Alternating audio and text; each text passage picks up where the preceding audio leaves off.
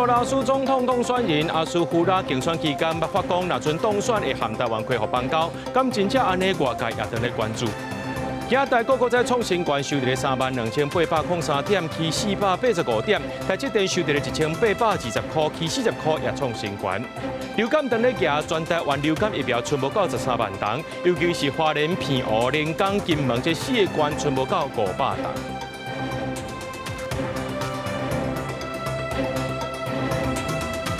各位观众朋友，大家好，欢迎收看1月28 AM 新闻，我是嘉豪。讲到这洪都拉斯的总统当选人阿苏胡拉27宣誓就职，伊强调讲，伊大先爱做任务就是改善民生问题，因为伊伫咧竞选期间，伊捌话讲，若准来当选就含台湾开放邦交，咁真正会安尼先来做咧，外界也等咧关注。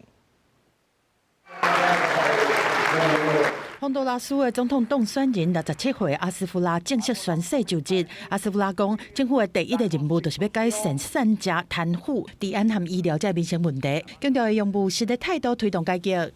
No más división, no es con insultos, con venganza, con odio que vamos a salir adelante. Eso no puede ser. 去年韩国的大选，阿斯夫拉得到美国总统川普大力决天，都算规个投票算票的过程真乱。落尾阿斯夫拉共款是以26000票的差险险来赢对手，和川普伫拉丁美洲的政治盟友各加一个。阿斯夫拉正嘛到华府和美国国务卿卢比奥会面。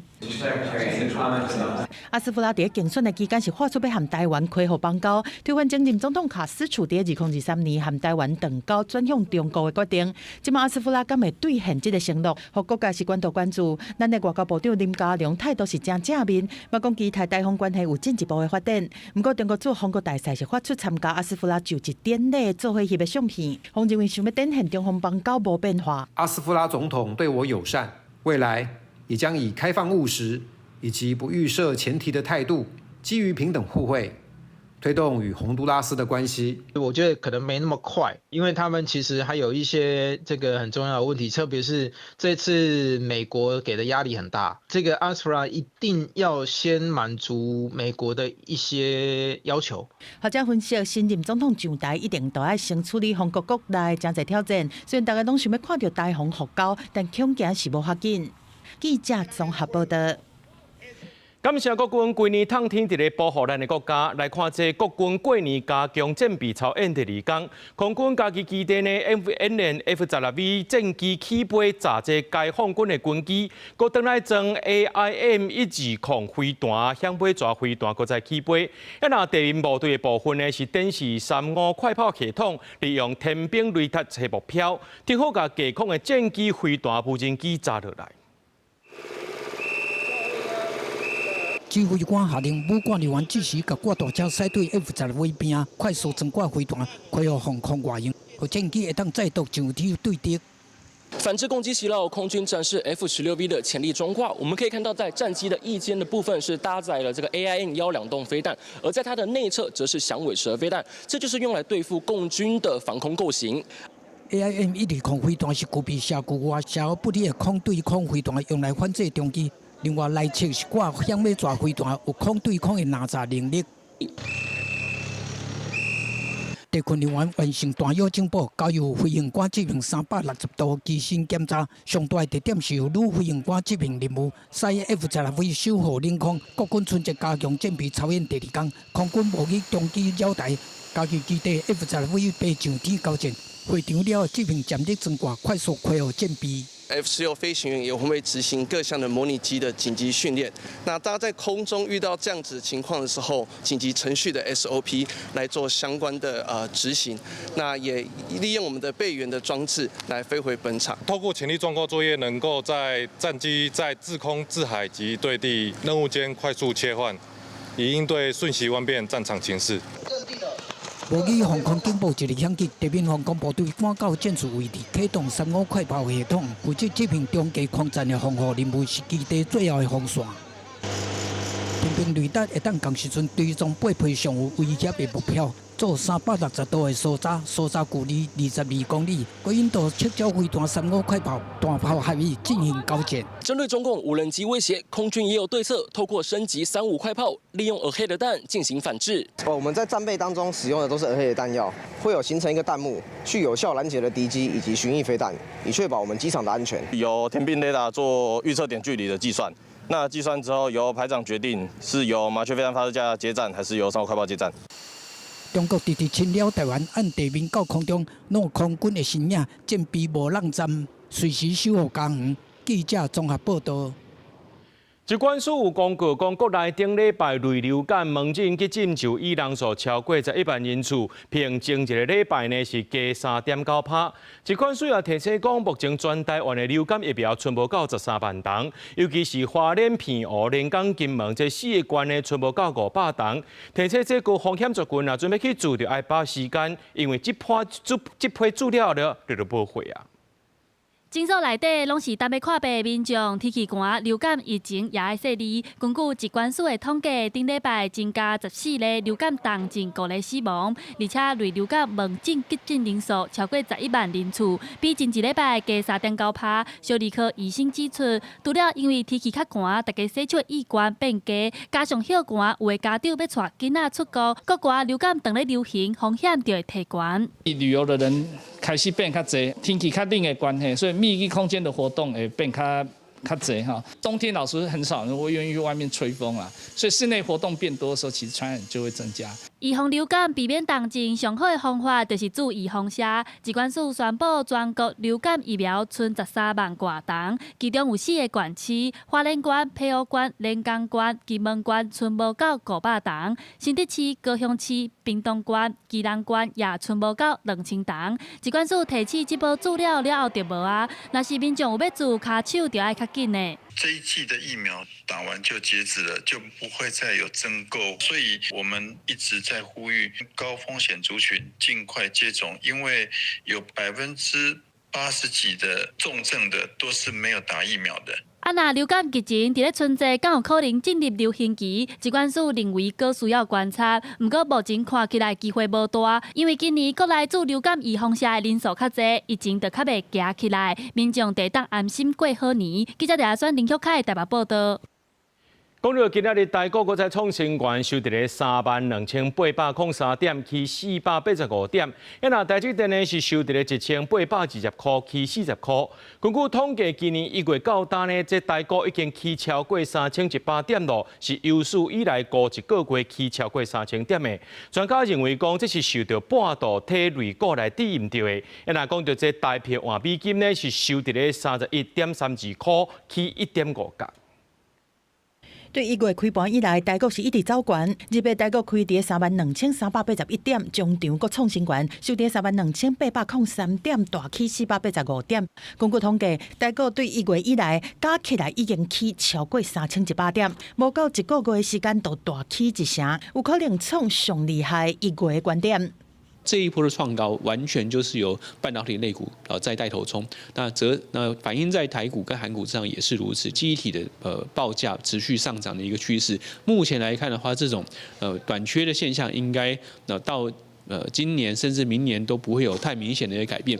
在此之下的话，市场就会去定价它未来的一个获利空间还是相当正向，进而支撑股价维持在相对强势的一个阶段。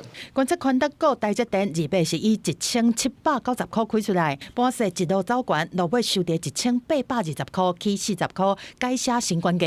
规个来看，欧洲股市，南韩、日经和香港恒生指数嘛是走势正强，其中南韩今年的起伏上大，台股起伏是伫亚洲排第2，这是持续创关走势。有专家分析讲，电子业基本面表现正强，含台币关税15%，免塔假定案，这拢互团散蒙底复苏的可能性增悬。暗算最近台股价格可能出现高档的震动，大幅回档的几率较低。除了股市表现好，台币换美金的汇率走势嘛正强，收伫31.32块，强升1.5%。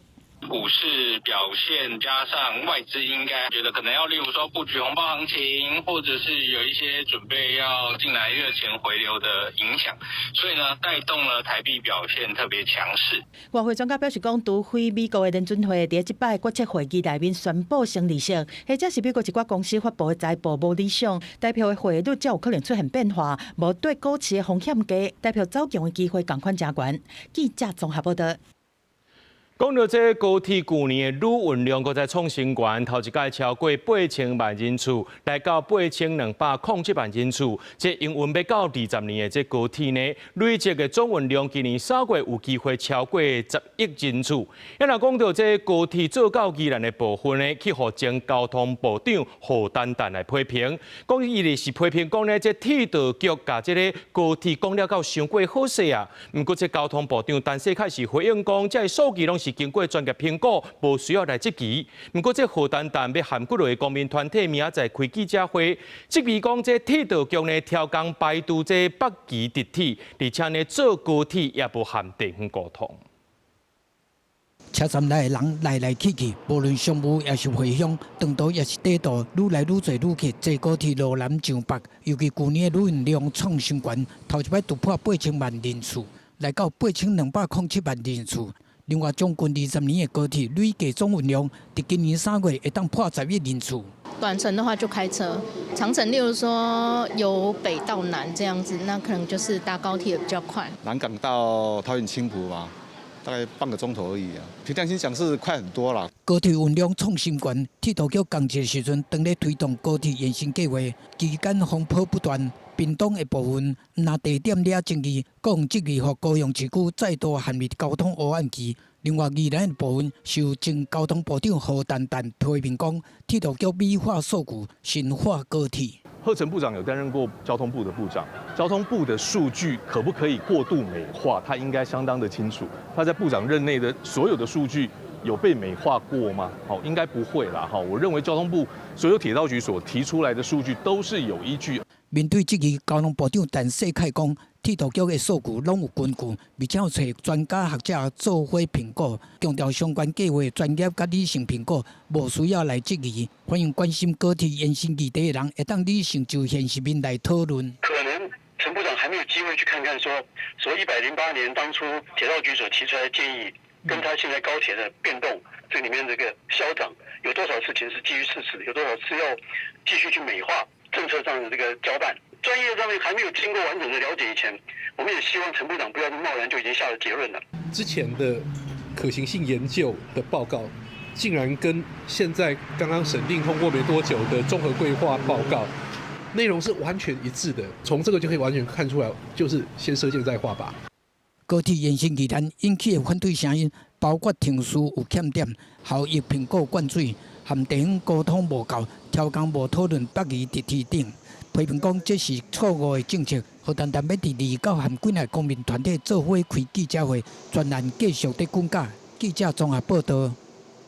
真久无出现的监察院长陈菊，伫咧2024年因为破病来请假到大受养1年多。总统府呢发布总统令，监察院长兼国家人权委员会主任委员陈菊已经来请示改免职，2月7日生效。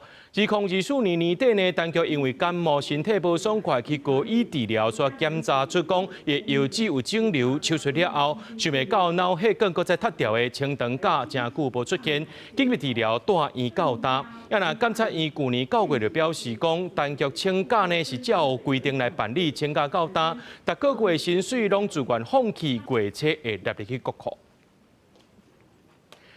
立法院今仔日审查这中选会委员的提名名单，诸位被提名人尤英良强调，若准伊来通过，就辞掉台湾民意基金会董事长甲董事的职务。那针对无在这投票的看法，尤英良是表示讲，若准年底到合一地方选举就实行无在这投票，恐惊是一场的灾难。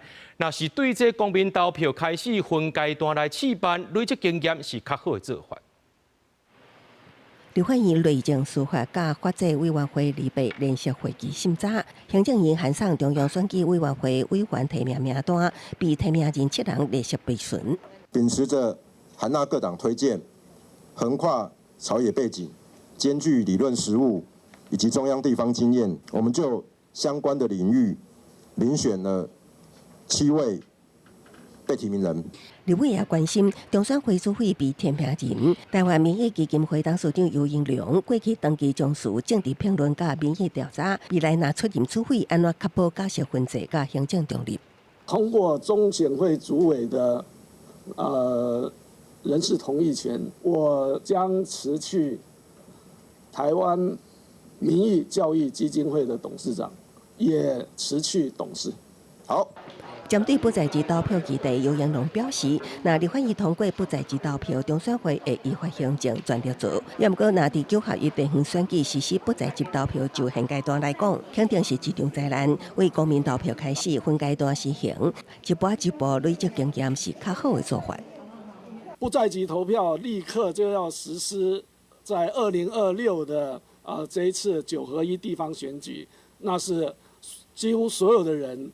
包括22个这个地方的选举委员会，也就是各县市、6都，都齐以为不可，应该要分阶段，然后实施之后能够获得社会的信心。我支持公投绑大选，而且也没有不支持的空间。如何防范重演2018边开票边投票？2018年是一个噩梦，而且这个噩梦的形成有一些条件支持。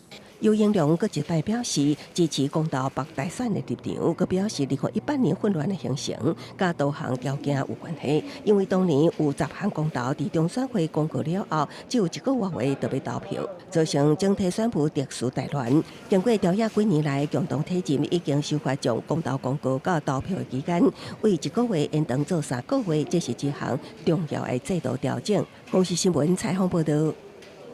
咱出门在外，就要关前过后，大台车咱就闪伊较远咧。行透早7点外，屏东慢慢有一台大台的货车呢，顶头载脚踏车含山鸟要去工地，等我的时阵，可能是这脚踏车固定了无好势，规台就跌落来，当场跌死一个骑奥多摆要去上班的民众。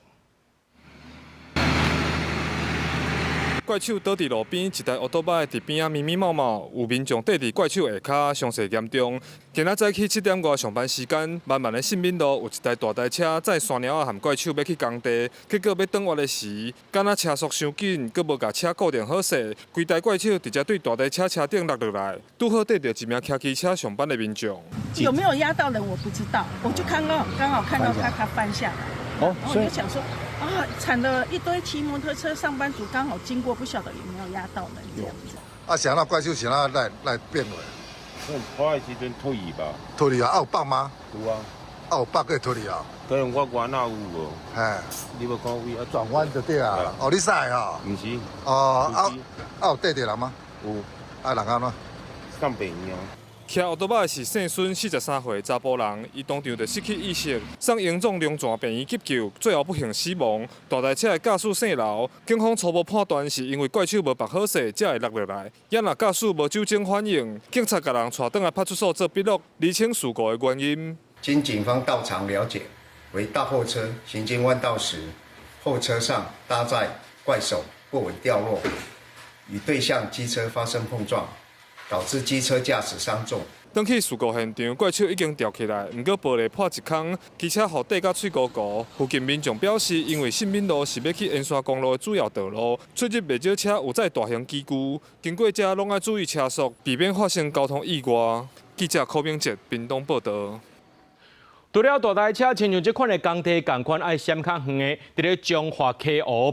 公平街一搭大楼工地，今早起发生工案意外。这大楼迄当时呢，当个吊装潢的设双盖板，却因为风伤过头，规地就落落来，造成工地下骹的轿车受到损害，加在是无人受伤。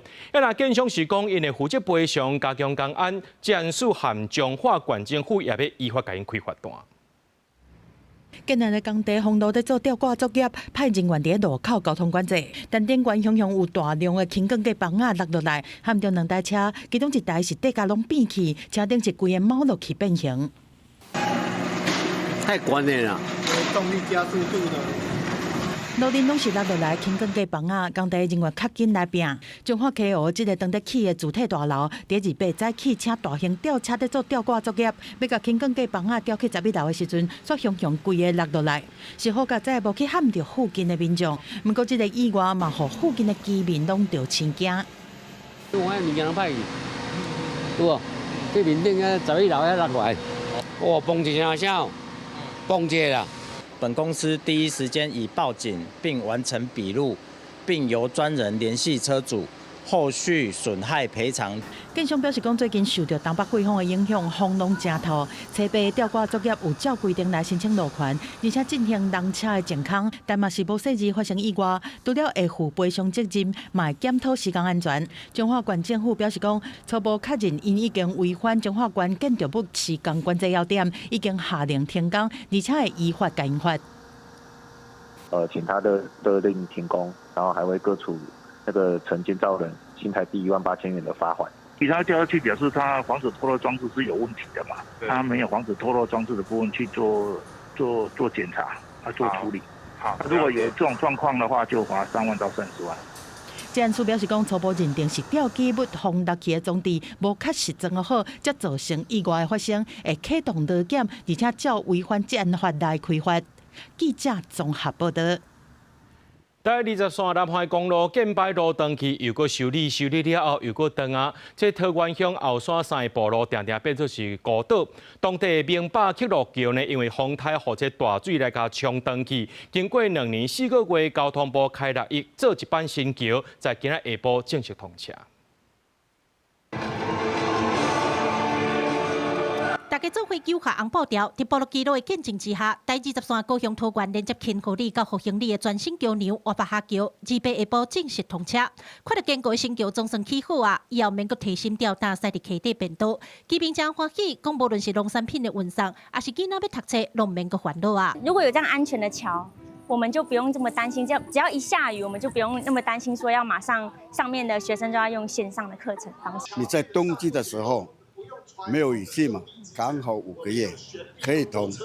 你在夏天的话，在6月开始就不行了，又信息来了。第23南海公路因为莫拉克风台损断惨重，虽望中央2017年有做一班明白克洛桥来串联桃园区的后山3里，不过因为2021年起小连续几路的风台，甲桥冲断了。交通部克服环境甲技术上的困难，经过2年4个月，隆重开6亿，重新打造一班280公尺长的新桥活白下桥，希望会当互当地居民有一条安全出入的路通行。不管过程有多辛苦、多艰难，不管天灾有多严重，为了家人要回家的路跟桥，我们一定要努力坚持下去。交通部表示，为着要避开玉水溪的漏水冲刮，活白下桥主要的桥墩有130公尺长，而且嘛个道路倾悬20公尺，后续会阁对桥梁的基础加强保护，互当地居民唔免阁烦恼无路通行。记者柯家做邱朝阳、高雄仓报道。彰中到高雄凤山国中附近一个路口，有一个行动不方便的民众要过车路，因为伊的动作伤过慢，又搁特别红灯啊。有一个骑脚踏车拄好经过东澳，就发现啊，随停落来，陪伊慢慢行到分界岛。这规个街道三间过程呢，去互民众翕落来，看到马路，受到众人的恶扰。学校也讲呢，这个东澳平常时啊就真热心，学校也该表扬。青顶秒数剩10几秒，准备过路的新众朋友也未到过路线中的分界岛，高中生江东二骑车发现，以脚踏车和新众朋友做伙行，一直到分界岛遐。他常常要过马路买东西啊，只是因为他好像都用爬的，没有在坐轮椅啊，这样比较危险啊。小朋友会帮他开路啊。江东二做公敌的影片，互经过的车记录落来，网友将影片分享至社群，引起讨论。有人写批且好好表扬这个东二的善行。他就叫我先不要管他，然后先回去吃饭，对啊。然后我就是，对，后来就是还是有就是等他过完马路，然后我再。热心的江东二今年国三，苏当时是中昼，寒假辅导结束要回去厝里，行过这个大路口的时，发现这个新疆朋友，引起网络讨论，嘛，互避暑的伊讲有淡薄紧张。不管我们是在课程，或者是在我们的大招会的宣导，以及老师们的分享，我觉得还是。都会在学校的生活里面都是有感染到的。学校表示，后来长期推动重视社会情绪学习的校定课程，希望囡仔同理他人，拍开感官，感受4科维亚的需求。江东二的善行体现教育的成果，一辈由校长颁奖真鼓励，转校一批的时嘛会再次公开表扬。公司新闻王柔伫柯正俊高雄报道。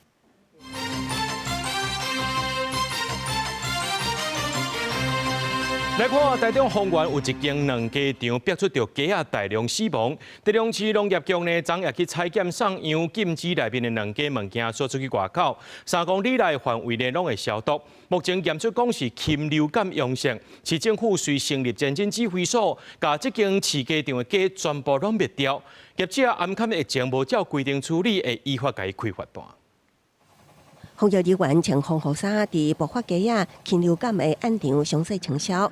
台中丰原这个两家场，互民众举报有鸡仔大量异常死亡，也亲像在伫两家场的赌厅内。市府稽查人员礼拜透早就去了解状况。集合资料给我看一下吧。转过去，另外一面。长风捌团员台中丰原这个两家场，死鸡仔数量大约1000多只，互附近居民真紧张。政府立即接到民众举报，立即动保处就去了解，搁采集检体了后送检，也对这个两家场做移动管制，立即确认鸡仔是禽流感阳性。它有一个呼吸道的疾病哈，就是它有一个窘迫的一个状况哈。那我们的动保处的人员现场看到，大概有类似这样的一个症状出现。市府表示，目前已经成立前诊指挥所，加强其他171个鸡场的轰炸甲防疫，已经捞出的鸡卵也会追踪，搁回收销毁。市府调查。这个案场大约有1700只鸡仔死亡，场内目前也有7000只，会等待兽医开许可了后捕杀。按照死亡鸡仔无依规定送化制处理，会以特别法裁罚之外，业者无主动通报，也涉及稳定，除了无被补偿，也以违反动物传染病防治条例处5万至100万罚金。但是发生这个事情没有进行主动通报哈，以及进行相关的这个销毁作业哈，那我们会开罚。应该是管理的问题啦。系啊，这个空中往来给监弄会意外啦，怎么去防堵它？就是把自己生物安全做好些呢。苗栗县日落伫后龙庄外埔大排水沟发现红弹条 A 死鸡仔235只，当地采样送检了后，立即也确认H5N1阿型高病原性禽流感。苗栗县府表示，将爱行为人初步迹象是来自台中地区的一鸡场，已经甲台中市的相关单位联系中。公司新闻采访报道。来看这条报告是动报，这宜兰三星一间农场姓王的负责人，介绍是不满员工离职换去竞争对手的农场，利用这空吸机呢，把这有胶农药的饲料对半天悬压到对方的园区，或者动物食到到地来死亡。检方依照违反动保法和刑法的毁损罪起诉这个负责人，而且这个负责人伊犯罪了后拢未后悔，检方也希望这法院该判重刑。农场中明出现一只空中猎猎机，宜兰东山乡一间动物展演农场，员工发现有异状，因为园内真侪动物熊熊青公司，对空中猎猎机找到王姓犯嫌。你是咧创啊啦？安怎？安怎啦？我已经报警了。你在报警了，我无安怎，你嘛咧奇怪。员工发现王嫌涉嫌操作空中猎猎机到园区内，将参与剧毒的农药无削粒空投进园区内，将猪猪山羊、梅花鹿、甲羊桃共3只动物偷袭，随来报案。业者回忆受害动物是獒甜、目壳红。我们一直都把我们的动物当成我们自己，就像我们自己的家宠一样，他们就是我们的心肝宝贝了。此案发生伫2023年6月，检警接到报案，介入调查。涉案王嫌疑似是不满前员工生活透露，才利用空中猎猎机来偷渡报复。不过王嫌否认，辩称操作空中猎猎机只是为着要了解对方有啥物建设会当模仿。不过死亡动物经过台大兽医专业学院解剖检验，发现体内拢有土福熊等等的农药成分，加上手机对话记录甲监视器的画面，证据是实实在在。被告先后3次投毒，造成多只动物死亡。本件依违反动物保护法以及刑法毁损罪嫌，依法提起公诉，并建请法院从重量刑。专案检方终结以违反动物保护法甲刑法毁损罪嫌起诉，因为王兰无悔意，向法院请求加重量刑。若王嫌即马阁新开动物展演农场，目前展演许可证阁伫申请当中。县政府农业处表示，王嫌因为涉犯动保法，依法不得再以其名义申请展演许可证。县政府会严格审理，避免有虐待动物的代志发生。公视新闻采访报道。有民众甲地方的环保机关问讲，社群媒体顶头一直出现小型焚化炉的广告，这款物件敢会当用呢？这环境部一个查，竟然有150多条广告，也强调讲违法设置焚化炉乱烧物件，制造空气污染，上单罚2000万，也已经发函予民众，把这违规大部分提掉。情况哈。它处理起来是没有烟的，而且速度很快。影片内底介绍这个小型焚化炉有偌好用的口碑，有明显的中国口音。另外，这个影片嘛同款中国口音，咧推销讲焚化炉有偌高烧海绵汽车椅子啊，甲汽车椅座拢会当烧，而且无烟。橡胶、塑料广告牌都是没有问题的哈，只要是易燃的，都可以用我们的无烟炉来进行处理。民众顶面类似的影片真多。有的单纯是短影片，有的是伫影片内底介绍欢迎加来联络，记者和业者联络，业者快速回答，表示讲这款小型焚化炉有得买卖，而且是中国制，介绍是5万、95万不等。不过环境部早就宣导讲，违法设置甲操作焚化设备，上当罚2000万。也因为它没有污染防治设备，可能对我们的环境造成重大影响。尤其燃烧过程很容易造成戴奥辛的产生及粒状污染物及重金属的排放。像这种小型的焚化炉在运作的时阵，明显有绿色的火焰，代表内底有热会产生戴奥辛。另外，无废弃不清理证照用这款的焚化炉，上悬会当处5年有期徒刑。环境部表示讲，已经请民众提掉相关的广告，要求将这些广告下架，并对于相关连结予以封锁。民众如有发现非法设置焚化炉或焚烧废弃物的行为，请立即通报。目前全台湾也未查到有人违法购买使用，不过各地环保局拢有接到民众打电话来问讲，用这敢有违法？环境部讲，这不是省钱的好cases，颠倒是违法的陷阱，已经操作到超过150支类似的影片甲广告，到2倍为止，还会当看到部分广告也未提掉。记者综合报道。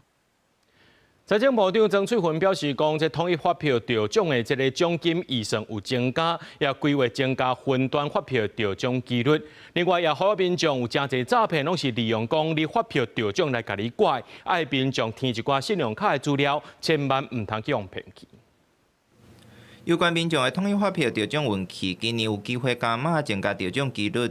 因为财政部长曾翠云28早起到立院进行专题报告，那以115年度全国营业税收入预算案6570亿2600万块的3%，编列197亿1078万块，其中用伫统一发票得奖奖金、兑领手续费甲兑奖相关行政费用，今年会比去年增加26亿8510万块，会优先规划伫前开分段发票的奖项。以后如果有超征税收，应该在下年度补列入预算金额，可以吗？在预算法是不是可以做这样的编列？可能还要经过预算法主管机关再来重新看看不能够。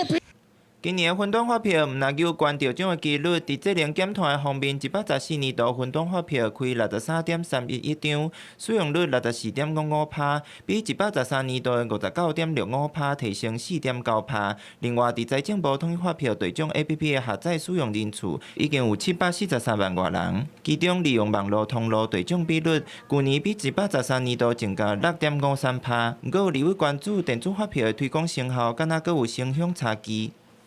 店家增购的这一些设备，有没有办法我们去鼓励他？我们其实也有一些鼓励的一些措施哈，然后我们希望，尤其是有一些商家可以使用云端发票，那我们都鼓励，然后国税局也会下乡去做辅导。强调要加强电子发票推广，不过最近有民众敢若收到以电商平台名义的电子邮件，假做是得奖统一发票，要求民众点登记，进行载具绑定验证，佮输入信用卡资讯。财政部提醒，这是诈骗信息，分段发票若得奖，未要求得奖民众输入信用卡号验证身份。公视新闻采访报道。动保法修正草案早起搁伫咧立法院审查，有动保团体针对禁止饲笼动猫仔狗仔等修法内容表达抗议。因认为讲安尼修法颠倒会造成笼动猫仔狗仔问题搁较严重。不过其他团体也受无共款的意见。农业部长陈俊贵就希望讲会当先有共识，再来立法。立法院经济委员会开会进前，几下个动保团体组成的成员，伫群县路头前也摆下抗议，表达禁止饲愈禁愈害，因为部分民进党立委提出的动保法修正条文，那里禁止饲流浪的猫仔狗仔，甲饲的人看作是饲主等规定，反对的动保团体表示，会互问题更较严重。街道是看不到流浪狗的，可是你一旦不喂，他们就往市区跑，制造很多的人犬冲突。全世界没有一个国家是立这种法的啦，那没有人抓结招，他很会生，好，那生这么多，你怎么办？另外一方面，支持饲主爱护其责任的野保团体代表是举行记者会大声喊：动保不是口号，责任不当缺席。结合保育协会指出，流浪的猫仔狗仔正做照护拉力等保育动物的重大威胁。为野生动物喷走的行动联盟认为，反对修法的动保团体讲法并不是事实。合法诱捕或结扎，其实主管机关也是可以去许可做这件事情，所以并没有像是外界所述说完全禁止，然后完全没办法抓扎这样的状态。我们也呼吁这部分人士不要再去传播这样不实的谣言。早起经委会达调审查动保法修正草案，会前农业部长陈水贵接受访问进前表示，爱宣导禁止饲，也不过认为无共识的条文，无应该冒定立法。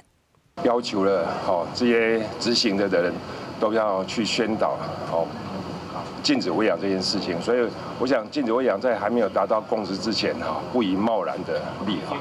为了将爱流浪狗出现也是发生冲突的区域，农业部开发调查工区健壮地图 App 部长陈俊贵表示，希望透过甲民众、公民科学家汇报，收集一手的资料，那会当做详细调查，将爱攻击人也是野生动物的弱点，都会当更较有效的来防范。公司新闻采访报道。文化总会用台湾版的概念翕影片，互各界了解台湾唔那科技1+1，也有真侪有发展实力的产业，就亲像一出搁一出的好料理共款。5万结合着文化创新的眼光，加发展亚洲创新投资平台，鼓励台湾的新创产业同齐来打造护国群线。我们跟街头艺人不太一样，是安怎不敢？我们是一个职业的表演剧团。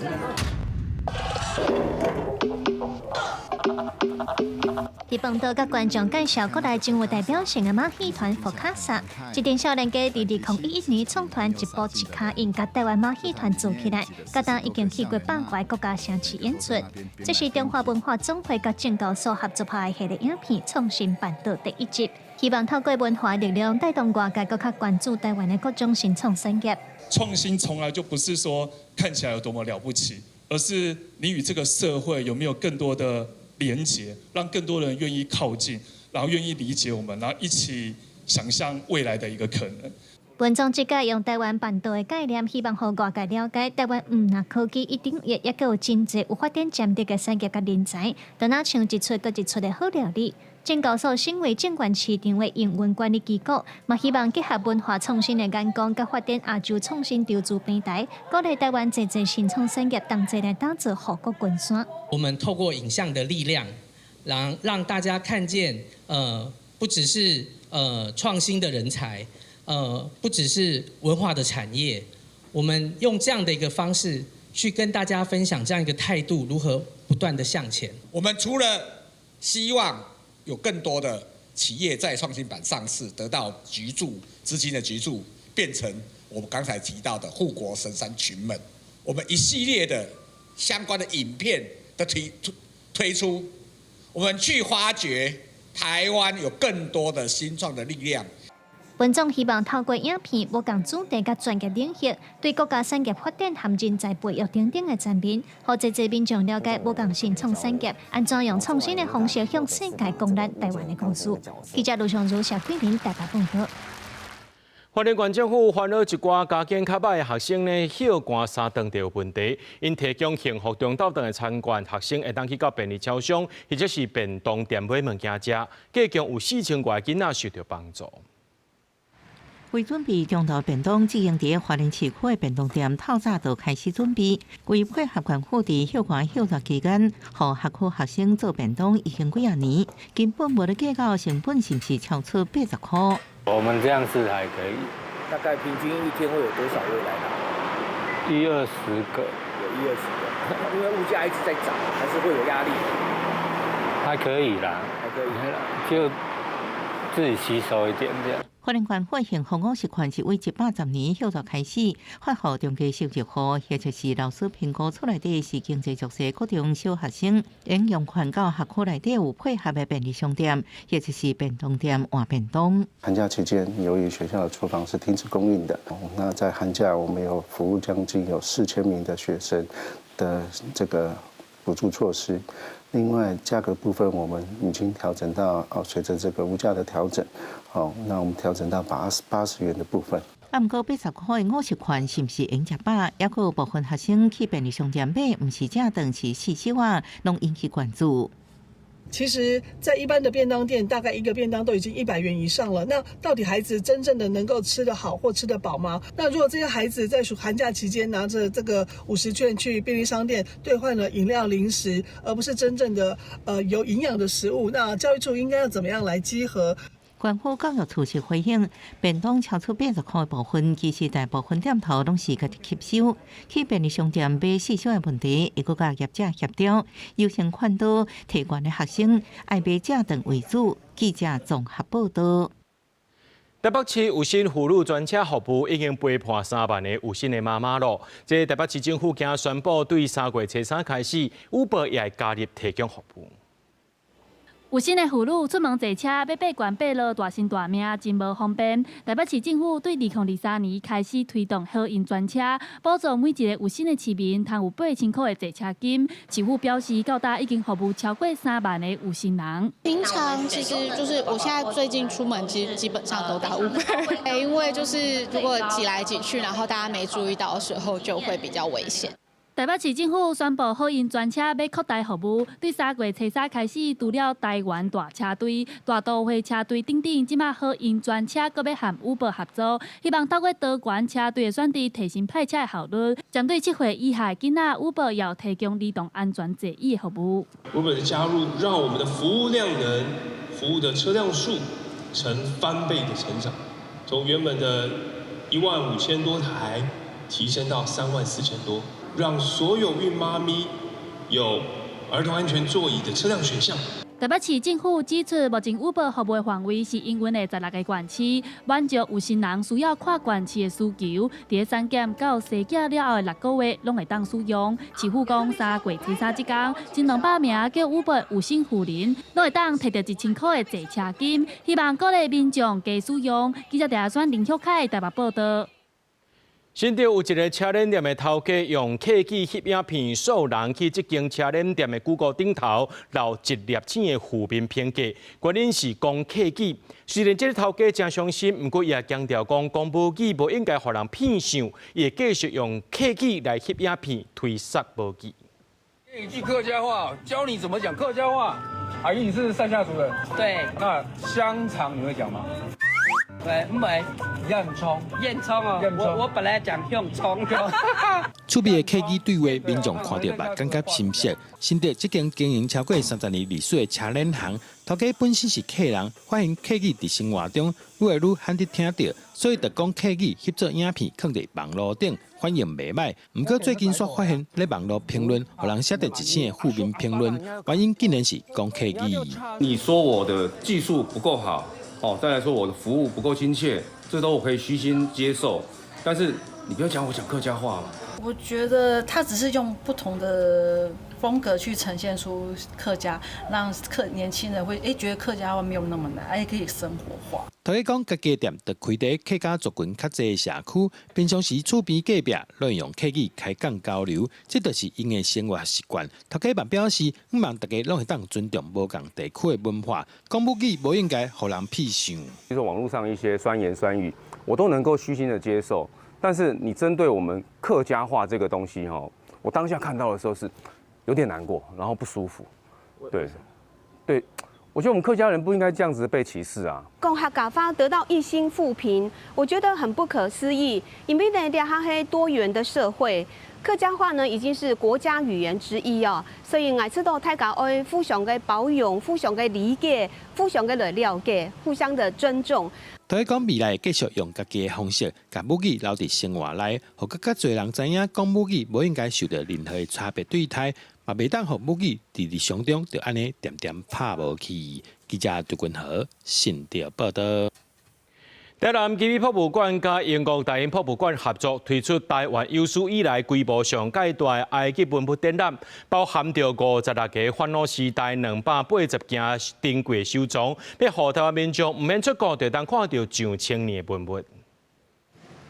今年这尊赛提仪式王权坐像是大英博物馆保存上完整的烦恼雕像之一。王冠顶的圣蛇向天守护，设伫咧衣腰的牛角尾代表王权甲力量。基美博物馆头届参大英博物馆合作，设台湾历史上上大场的烦恼文物特展，一捆头顶280件的宝藏，对珠宝陪葬品、石雕、原木到文书配件，拢看会到，涵盖56个烦恼时代，见证3000年的古埃及历史。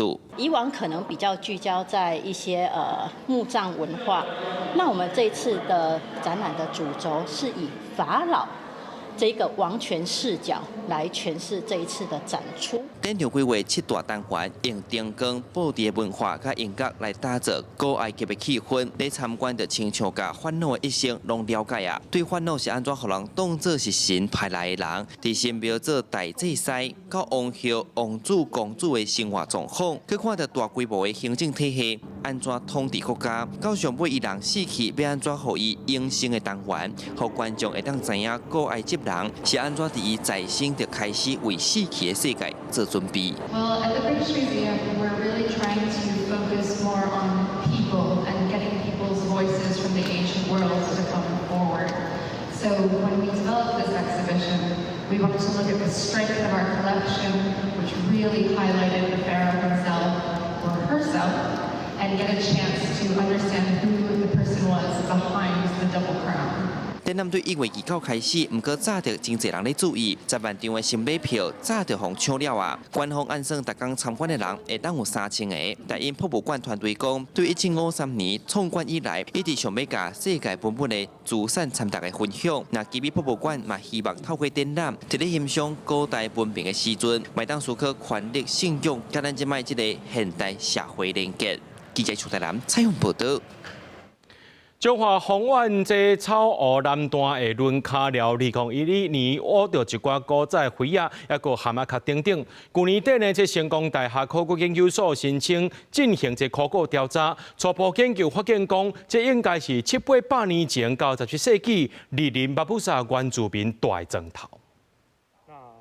学生啊，伫探坑内底用土啊、铝啊各种工具，要甲大地土骹底古文物挖出来。成功大学的考古研究所团队伫中华红丸轮卡寮，除了发现蛤蟆壳、螺仔壳这8种，嘛有发现那像是古早时代原住民家己烧有拍印文的草灰，甲来自龙泉窑的灰啊。这一块的区域，它主要是以贝类的堆积为主，那这地方可能是一个贝种这样子，牡蛎啊，或是我们一般常见这种田螺。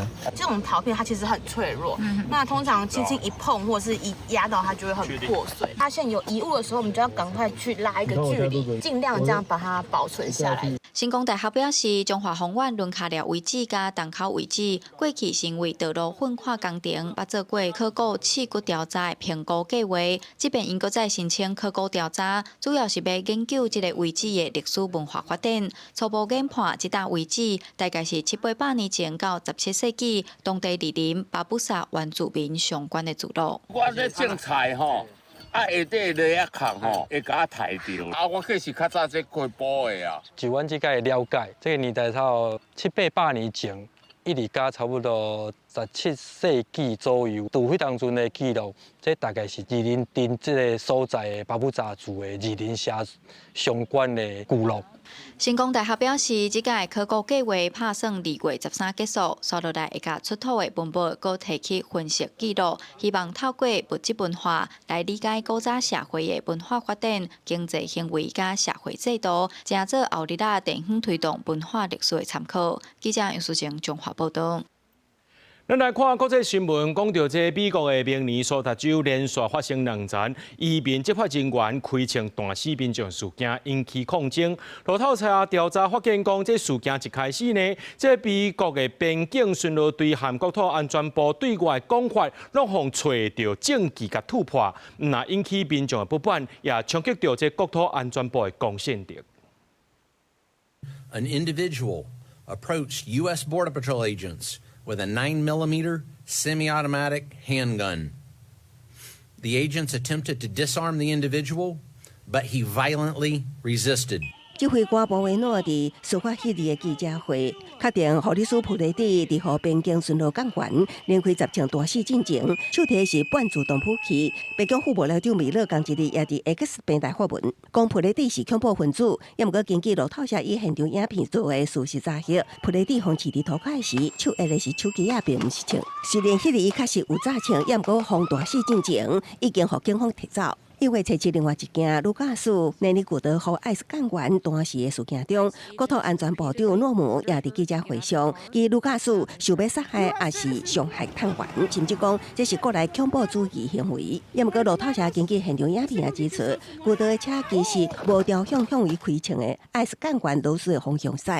And so that calls for a very serious and thoughtful response. And what we've seen is the lack of that, the lack of professionalism, the lack of commitment to the truth, and it undermines the public trust. 就伫这个时阵，美国边界附近的亚利桑那州，佮发生边境巡逻队枪击一名人口走私犯，也毋过这名嫌犯是先向联邦政府直升机开枪，了后佮港员交战才受伤。对艾斯抗议一直扩大，为落实的美国明尼苏达州探小到英国伦敦的特拉法加工厂，也促使川普政府展开危机处理，伫派遣一向有边境线防治枪的货曼去明尼苏达州了后，北京官员透露，上尾目标是渐渐缩减艾斯规模，最后脱离人权。川普本人也伫福斯新闻专访时表示，伊的后经济降温虽然川普表明伊无认为内地是刺激加上明尼苏达州甲联邦法律，无禁止民众伫和平示威中随身炸枪，也毋过川普也是认为伊无应该炸枪。Do you agree with the assessment from some of your own officials that Alex Peretti is a domestic terrorist or an assassin? Well, I haven't heard that, but certainly he shouldn't have been carrying a gun. But hey, look, bottom line, everybody in this room, we view that as a very unfortunate incident. 这个时阵也传出众议院民主党领袖威胁，要以实质弹劾国土安全部长诺姆。也毋过川普颠倒公开侮辱诺姆的工作 ，BBC 指出，要弹劾诺姆会当讲是无可能的。艾斯旗下的国土安全调查局也正式会伫2月7日到2日去米兰支援意大利当归奥运维安，引起意大利政界不满。那米兰市长公开表示无欢迎。伦巴第大区议会也有民主党成员也艾斯奥特表示抗议，无希望来自美国的罗马部队进驻意大利。公司新闻安鲁梅编译。来看法国巴黎第一条城市通勤专用的流廊正式启用啊！这条流廊呢，全长4公里半，会当甲郊区往巴黎市区的车程，对40分钟缩短到10分钟。那安尼时呢，这运输的成本也降低真济。本地起这地铁呢，爱开10亿欧元，不过流廊的成本只要地铁的1/10尔。规条4.5公里长、加强式5站的城市通勤流动车，伫法国巴黎都会区正式启用。用过流动车的功能是协助游客盘山过岭去观光景点，打山变做连接郊区各城镇到市区的新选择。即马流动车驶的路段，原底是要增加公车的车帮，或者是搁起一座新桥来连接。毋过当地用火车、高铁甲高速公路啊，若准搁要伫地面开发新的交通，实在伤费气。毋过流动车会当无受弯弯曲曲地形的限制，互郊区往市区的通勤时间，对原底坐公车也是洗车要40分钟的车程，即马干那需要18分钟。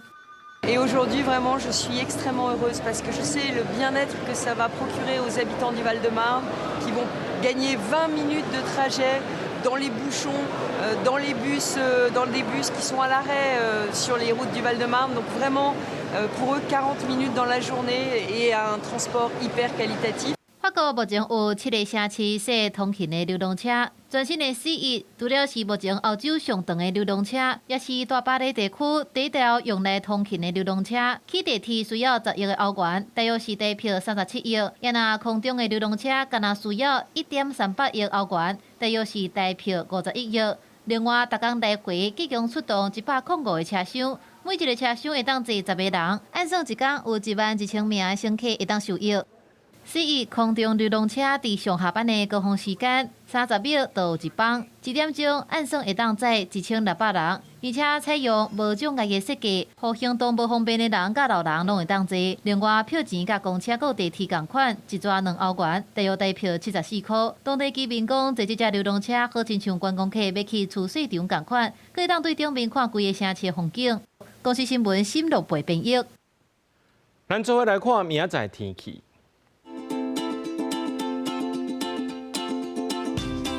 基隆、台北、桃园、新竹对13度到23度；苗栗、台中、彰化、南投、云林对13度到24度；